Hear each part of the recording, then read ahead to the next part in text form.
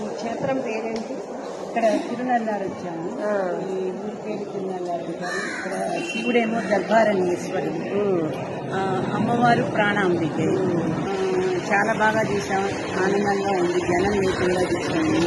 తర్వాత ఏమో ఇక్కడ ఏంటంటే నలమహారాజు ఆయన అట్లా ఇదంతా దర్బారణ్యం అంటారు.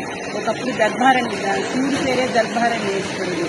ఆయన అలా తిరుగుతూ గుడి లోపలికి వచ్చాడు. ఆయన రాగానే ఆయనకి ఏడు నాటి ప్రభావం పొందింది. ఆయనకి పోయి అసలు ఆ ప్రభావం పోగలిగే వాళ్ళు ఈ గుళ్ళోకి రాగలుగుతారు, లేకపోతే గుళ్ళోకి రాలేదు.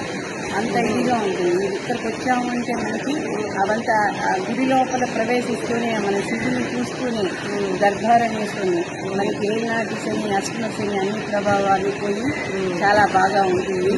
తర్వాత అందరికీ పూజలు బాగా, దానాలు కూడా, దానాలు అన్ని దానాలు అన్ని యథావిధిగా అన్ని ముగించుకున్నాము. చాలా దర్శనం చాలా బాగుంది. ఇక్కడ అనుగ్రహంగా ఉన్నారు.